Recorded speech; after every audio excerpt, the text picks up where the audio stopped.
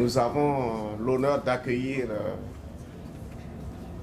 deux intervenants qui sont à la pointe dans ce domaine, le domaine du renforcement des capacités autour des objets connectés et dans deux dimensions. Bon. Nous avons à ma droite M. Adiel Akplogan, qui est vice-président de l'ICANN, en charge de la communauté technique, et qui, avant de rejoindre l'ICANN, était le premier directeur général de l'Afrenic. L'Afrenic qui est le registre Internet régional africain pour les identifiants, c'est-à-dire les adresses IP, version 4, version 6 et tout.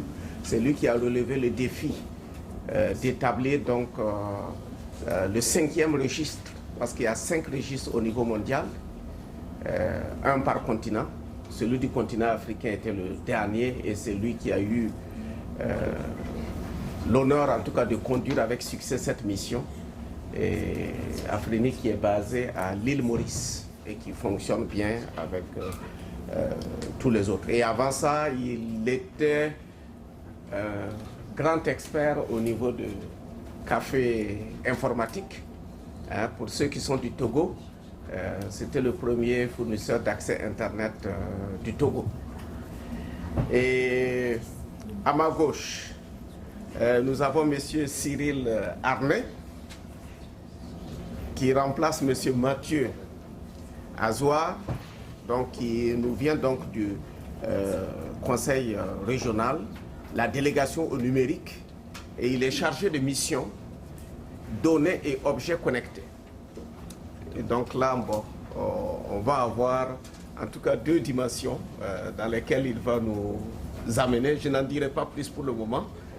Et si vous permettez, donc, je vais donner la parole donc à Adiel Akplogan pour commencer. Et à l'issue des deux interventions, on va prendre quelques questions. C'est devenu maintenant la norme ici, et pour ne pas être trop en retard pour le déjeuner. Donc, Adiel, tu as la parole. Merci Pierre. Alors, mon intervention il y aura deux aspects. L'aspect général du renforcement des capacités, surtout comme nous parlons des objets connectés et du développement. Et puis l'autre aspect spécifiquement par rapport à mon employeur actuel, ICANN, qu'est-ce que nous faisons dans ce domaine et où nous nous situons par rapport à la problématique des objets connectés. Le premier aspect donc, qui est général, et je pense que tout le monde sera d'accord avec moi, que le renforcement des capacités dans le domaine de l'innovation et des nouvelles technologies est un challenge pour les pays en voie de développement en général, pour de nombreuses raisons. Et les objets connectés posent un défi supplémentaire parce que les objets connectés ont pour vocation d'être utilisés par tout le monde. C'est-à-dire se retrouvent chez nous, quel que soit notre âge. Et si nous regardons les incidents de sécurité qu'il y a eu récemment avec l'attaque de DNS à travers les objets connectés, l'importance de comprendre comment ces objets connectés que nous avons chez nous marchent, l'importance de comprendre l'écosystème sécuritaire autour de ces objets connectés, l'importance de comprendre jusqu'à quel point nos données privées sont utilisées, captées, réutilisées par rapport à ces objets connectés devient important. Et là, nous ne parlons plus de capacité technique à un certain niveau, nous parlons de capacité au niveau des utilisateurs en général. Comprendre qu'est-ce qu'ils font.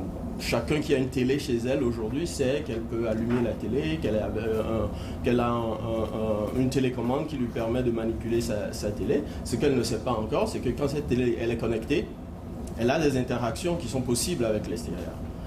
Elle vous permet de faire des choses. Quel niveau de transparence et de capacité nous pouvons construire autour de cette nouvelle génération d'objets connectés que nous achetons volontairement chez nous.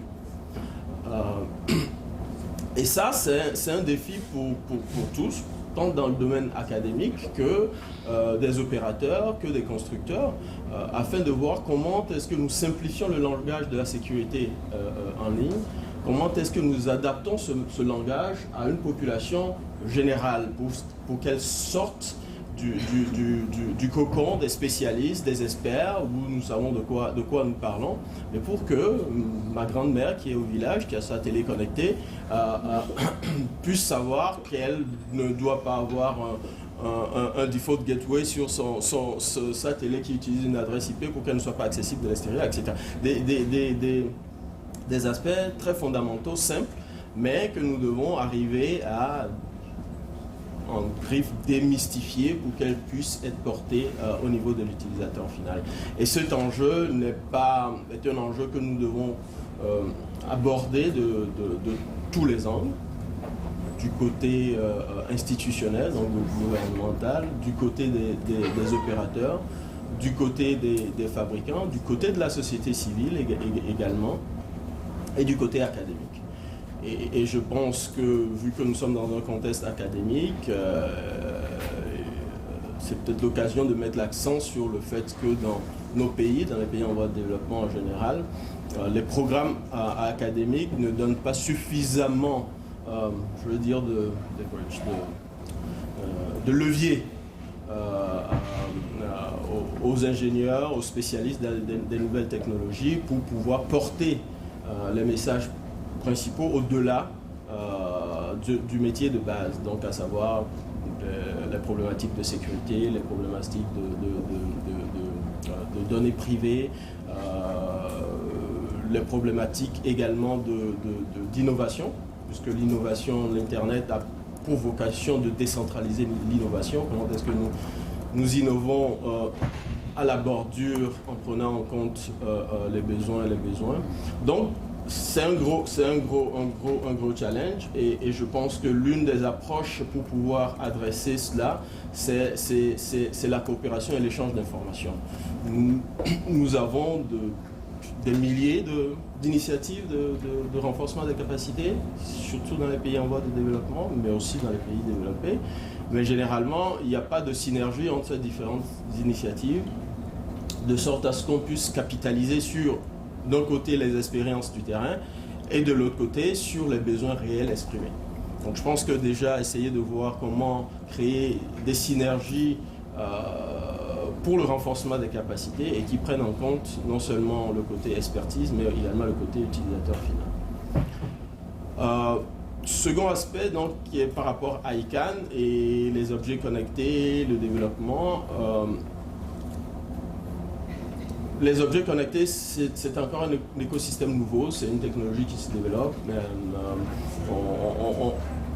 On appréhende à peine tout l'environnement.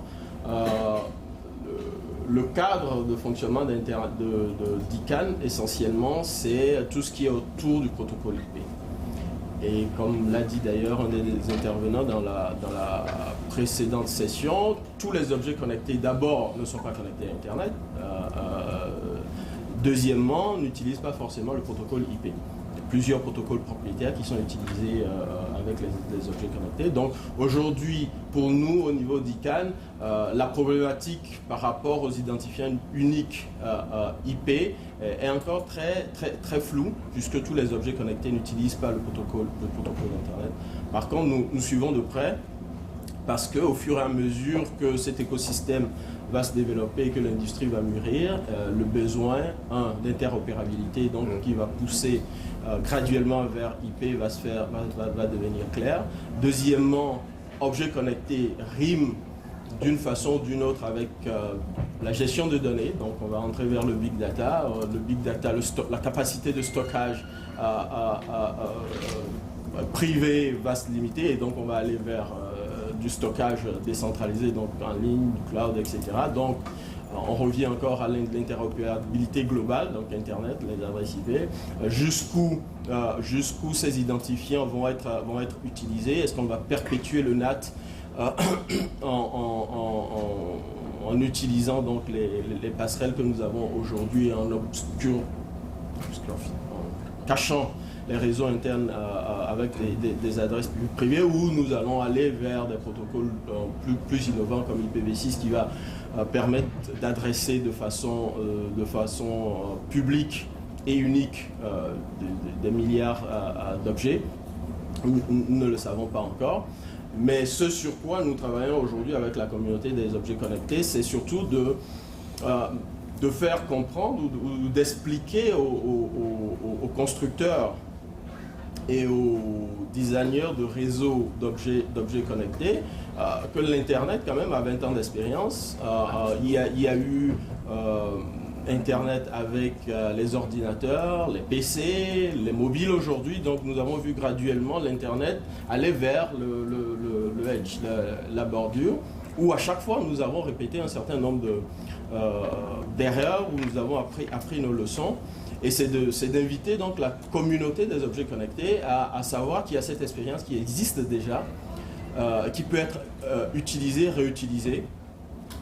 Et les inviter également à regarder certains aspects anticipés, l'interopérabilité avec les adresses IP, regarder au niveau des institutions comme l'ICANN, des registres, etc., quelles sont les politiques qui sont définies aujourd'hui et dans quel contexte ces politiques-là impactent ou impacteront les objets connectés, comment identifier ces objets, qu'est-ce qu'on enregistre dans l'identification de ces objets, que ce soit au niveau des adresses IP, est-ce que les objets connectés dans leurs réseaux locaux vont utiliser du DNS pour le nommage, vont utiliser d'autres protocoles pour le nommage, jusqu'à quel point le nommage va pouvoir être utilisé localement.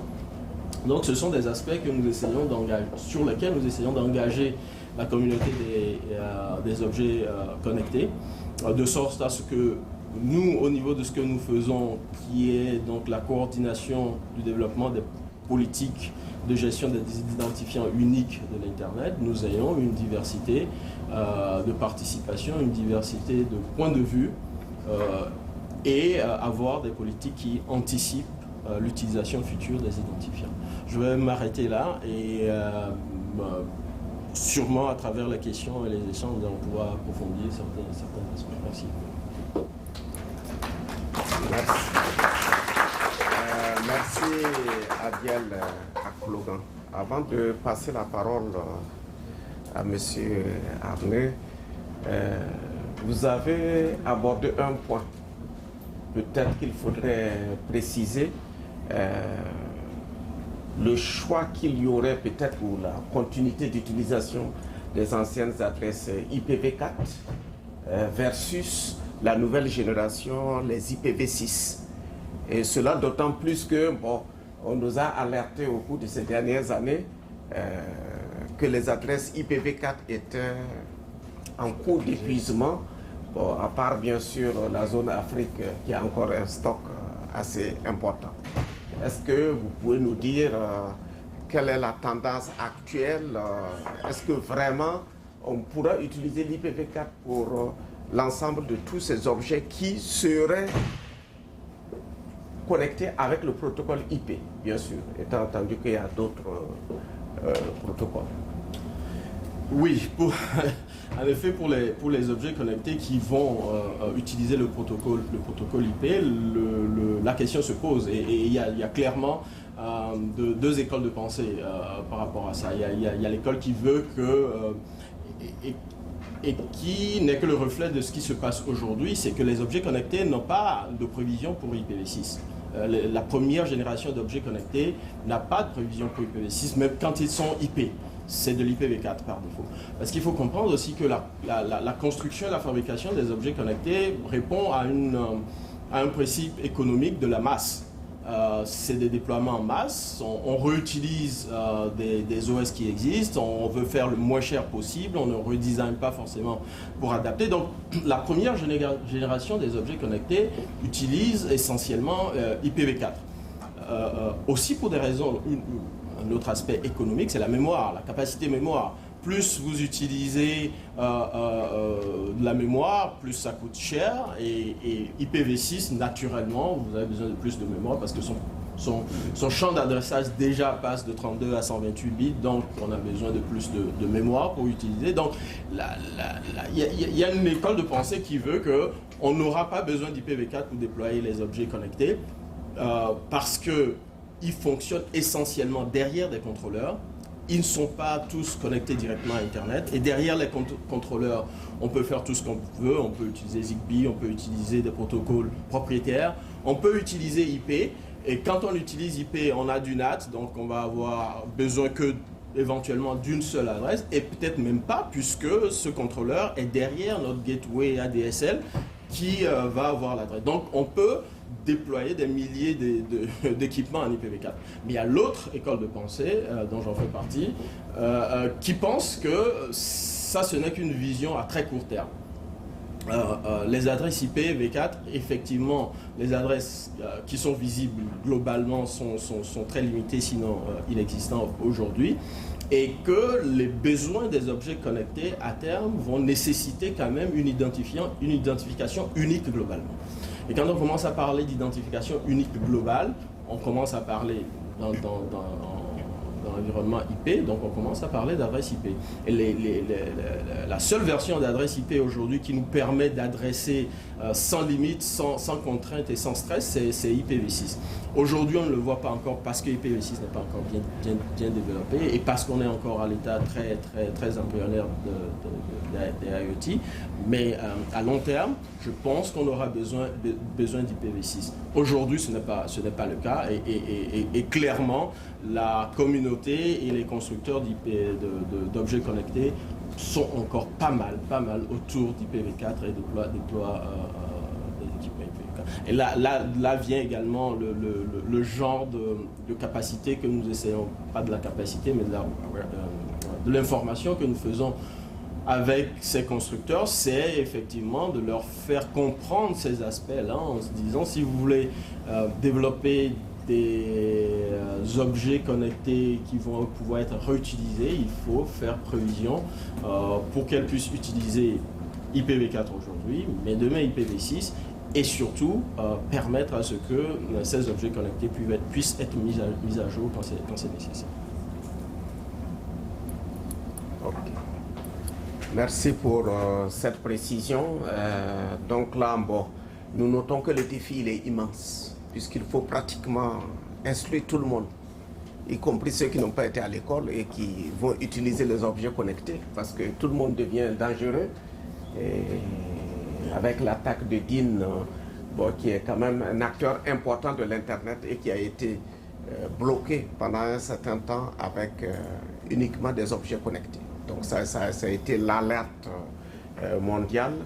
Et donc là, il y a la question de l'interopérabilité qui a été aussi soulignée, qui va jouer aussi sur les capacités aussi. Parce que si les systèmes ne sont pas interopérables, comme on a vu par moment à certains stades de l'informatique, il faut que les gens soient spécialisés dans beaucoup de domaines. Et là, ça pose un défi immense au niveau des pays en développement. Donc, plus il y aura l'interopérabilité, plus l'acquisition des connaissances et des compétences nécessaires pour pouvoir opérer les réseaux sera beaucoup plus facile. Et là, se pose le gros problème des programmes académiques. Et là, je crois que la chaire est pleinement interpellée au niveau des pays en voie de développement, c'est-à-dire l'évolution constante des programmes. Parce que dans certaines écoles d'informatique, quand nous voyons le programme, on a envie de s'évanouir. Parce qu'on ne sait pas pour quel monde informatique on prépare ces jeunes. Donc il y a tout un défi à ce niveau et globalement, la solution préconisée, c'est augmenter la coopération, l'échange d'informations. Donc là, on se retrouve sur les deux pieds encore avec les conclusions du sommet mondial qui est d'encourager le dialogue entre tous les acteurs. Fini le monde des silos parce qu'on n'ira nulle part avec des silos, il faut interagir ensemble. Et donc, nous nous réjouissons du fait que l'ICANN travaille sur cette question des identifiants parce que de toute façon, un objet qui n'est pas identifié d'une manière ou d'une autre, ça pose quand même un problème. Même au niveau des humains, ça pose beaucoup de problèmes, l'identification. Donc avant de revenir sur la synthèse globale, Nous allons donc demander à M. Cyril Arnay, que je rappelle est chargé de mission données et objets connectés à la délégation du numérique du Conseil régional, de prendre la parole. Merci. Vous l'avez noté, donc je ne suis pas Mathieu Azoir qui est l'élu à la région en charge du numérique. Je suis un des agents de la région en charge de ces questions aussi. En préparant l'intervention avec Mathieu Azoir, on était particulièrement content d'intervenir à la Maison des sciences de l'homme. On intervient d'habitude sur les sujets objets connectés et données dans des contextes très techniques et on a l'impression que l'homme est des fois quelque peu oublié. En intervenant ici à la Maison des sciences humaines, on a l'impression qu'on retrouve un petit peu de sens humain à ceci. C'est un premier élément. On avait imaginé ce débat sous un angle un petit peu différent.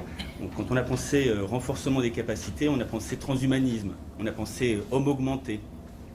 Je ne sais pas si vous vous souvenez de la promesse qui a été faite par Google, il n'y a pas très longtemps, de vaincre la mort à travers d'algorithmes en pensant que la mort n'est qu'une maladie et qu'aujourd'hui on peut résoudre à peu près toutes les maladies. Je dis bien à peu près. Je crois qu'il y a encore des gens qui meurent. Et ça interpelle effectivement sur l'utilisation et de la donnée et des objets connectés. Quand on parle de transhumanisme, on pense donc à des choses très très techniques. On pense à des capsules qu'on peut vous mettre dans le corps qui vont diagnostiquer vos maladies avant même qu'elles arrivent et qui vont envoyer des données à votre assureur, à votre mutuelle, qui va décider de faire un tarif en fonction de ces données-là. Donc on pense à des choses qui sont à la fois le bien et le mal. Et c'est tout le problème des objets connectés et de la donnée. On est très content de pouvoir prédire un crime avant qu'il arrive. C'est ce qui arrive aux États-Unis avec un programme qui s'appelle PredPol, pour Predictive Policy. Mais on n'a pas envie de tomber dans 1984, le livre de George Orwell sur la surveillance généralisée. Et c'est autour de ces questions qu'on s'interroge à la région. Alors, vous savez que la région a comme compétence principale le développement économique. Et je vous donnerai des exemples de projets qu'on soutient à la région sur le sujet des objets connectés et du numérique en général. Mais en tant qu'acteur public, on se pose une question autour de l'utilisation de ces objets connectés. Un certain nombre sont visibles, vous en avez tous un smartphone bien sûr, mais il y a beaucoup d'objets connectés qui apparaissent qui sont non visibles. Je vois un industriel aquitain qui a des machines dans la salle qui tondent les pelouses, on pourrait dire une tondeuse, eh bien oui, elle a des objets connectés et en voyant l'objet, on n'est pas obligé de penser qu'elle transmet beaucoup d'informations à plein d'endroits. Et donc, il y a une conscience des objets connectés au travers des smartphones, mais cette conscience est peut-être de plus en plus faible parce qu'elle intègre notre vie de plus en plus intensément. En prenant le tramway pour venir, tout le monde avait son smartphone et le regardait. Je ne suis pas sûr que tout le monde avait conscience que beaucoup de choses de ce qu'il faisait étaient déjà espionnées et regardées. On sait ce que vous surfez, vous savez que vous êtes allé il y a juste 5 minutes, vous savez que vous allez aller physiquement. Et cette conscience de la donnée envoyée par les objets connectés nous paraît primordiale. Parce que plus que l'objet lui-même, dans objet connecté, il y a connecté. Et qui dit connecté dit l'envoi des données. Et c'est ça qui nous interpelle. À ce titre, le Césaire, qui est un organisme consultatif au sein de la région, a fait, dans le cadre du grand schéma régional de développement économique, qui est un exercice obligatoire que nous avons mené en début d'année, la préconisation de la mise en place d'un organisme qui devrait s'appeler l'Institut consultatif de la donnée, qui veillera un petit peu à l'usage qui est fait de la donnée. Bien sûr, la région, en tant qu'institution, a un certain nombre de données ouvertes qu'elle peut mettre à disposition. On a déjà des questions à se poser sur est-ce que l'on peut ouvrir toutes les données. Il y a des données qui peuvent être à double sens. Alors, je vais prendre un exemple, puisque je suis particulièrement touché personnellement, et qui n'est pas dans la compétence de la région, mais on peut avoir toutes les places de parking réservées aux personnes handicapées. Ça, c'est une formidable information pour pouvoir se garer quand on est concerné. Mais aussi, on peut connaître toutes les places et heures de livraison de convois de fonds. Je ne parle pas assez près, pardon. Voilà. Je vais essayer de me rapprocher pour que vous m'entendiez mieux. Et effectivement, on se pose la question de est-ce que cette donnée n'est pas dangereuse plus que bénéfique.